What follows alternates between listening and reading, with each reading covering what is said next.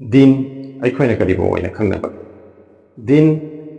ꯙꯔꯃ ꯑꯩꯈꯣꯏꯒꯤ ꯄꯣꯠꯂꯨꯝ ꯅꯠꯇꯦ. ꯇꯁꯦꯡꯕꯗꯤ Deen ꯙꯔꯃ ꯍꯥꯏꯕꯁꯤ ꯄꯨꯟꯁꯤꯔꯣꯜꯅꯤ. ꯄꯨꯟꯁꯤꯕꯨ ꯃꯄꯨꯡ ꯐꯥꯕ ꯂꯩꯁꯥ ꯇꯝꯍꯟꯅꯕꯒꯤꯗꯃꯛꯇ ꯑꯗꯨꯒꯨꯝꯕ ꯏꯁꯤꯡꯅꯤ. ꯃꯄꯨꯒꯤ ꯃꯥꯏꯀꯩꯗꯒꯤ ꯂꯥꯛꯄ ꯂꯣꯝꯗꯅ ꯍꯤꯡꯅꯅꯕꯒꯤ ꯑꯚ꯭ꯌꯍꯌꯥꯅꯤ. ꯀꯔꯤꯒꯨꯝꯕꯁꯨꯡ ꯑꯩꯈꯣꯏꯅ Deenꯕꯨ ꯃꯁꯛ ꯈꯪꯖꯗꯕꯗꯒꯤ, ꯃꯁꯤꯒꯤ ꯃꯛꯁꯠ ꯄꯥꯟꯗꯝ ꯈꯪꯖꯗꯕꯗꯒꯤ ꯑꯩꯈꯣꯏꯅ ꯃꯁꯤꯕꯨ ꯄꯣꯠꯂꯨꯝ ꯑꯣꯏꯅ ꯊꯣꯛꯂꯦ. ꯃꯁꯤ ꯆꯠꯅꯕꯤ ꯑꯣꯏꯅ ꯂꯧꯕꯗꯒꯤ ꯑꯩꯈꯣꯏꯅ ꯃꯁꯤꯒꯤ ꯃꯃꯜ ꯑꯗꯨ ꯑꯩꯈꯣꯏꯅ ꯂꯦꯞꯄ ꯉꯝꯗ꯭ꯔꯦ. ꯑꯗꯨꯅ ꯍꯖꯔꯠ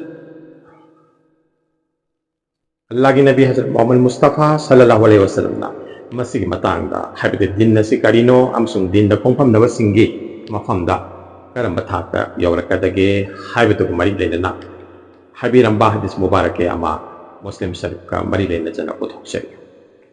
अल्लाह नबी हजरत मोहम्मद मुस्तफ़ा सल्लल्लाहु अलैहि वसल्लम की वही सिंह हदीस मुबारक या सिंह अचंब वही ngakta oi habide misam dagina wang khaba mebe sing na madu lain khang mangami amasung madu apply onsi da porok pangam masimakni ibungo gi hadis sing wahi likki taymusung phongtok ning li ba wafam sing atu de gehrai habide yamna lu thaba phawba phongtok pangami isam sammi taymusung masig matik magundi nongdol pai Maram asina hadis mubarak sing asi yeng laga aikoina masi su khang mangami madudi masi asamba miyoi ko amagi wahi natte taseng namak Allah taala gi maikai dagi phongba isara mahakna akbirak patambirak pamsung haihenning ba phonggok ning hanning ba adumakni maram asina aikoina hadis mubarak sing ase yamna gehrai phawba lo thana khan thabam sung khang mangamna ba hona ba si yam tangai khadam pot amani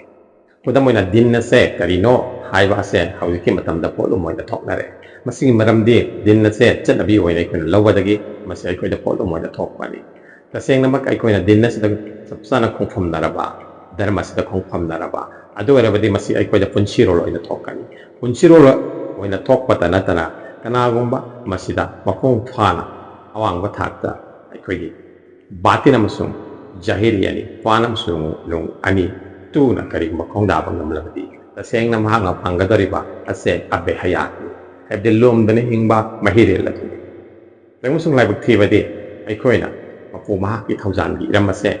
ay koy may kayda tingyan dura thami. Aduna yamna matik magulay ba hadis mubarak ama lagi nabi na haybiramba Deen na si karino haybabu saktak pangamba. Yamna ten ba hadis mubarak ama Muslim Sharif ka mari lena jana thamjari madudi Allah ki Nabi Hazrat Muhammad Mustafa sallallahu alaihi wasallam na haibirame madudi Deen sincerity ikhlas de okchen seng bane matamas da sahabai kiram sing hanjarami tohum kanada habide kanada okchen seng ga dori bala madui pokhumaina Allah ki Nabi Hazrat Muhammad Mustafa sallallahu alaihi wasallam na haibirame Allah da mathangda Allah ki kitab da Mathangda kitab adu pubirak leba rasulda Mathangda mari sobada adugumba Deen adu chat liba ummat habiti samaj adu lusing liba khalifa ningthau natraga lusing puren mahaki mafamda amadi adugumba samaj adu leiriba Allah wala sing hairibe ikhlas oibagi mawong ase yamna mapung phaba amsung yamna marik chomba wafam khudam oina Allah taala de khas oibagi artadi mahaki hakku ada tau haibani mahakku ningjaba matamda tawhid yum nau haibani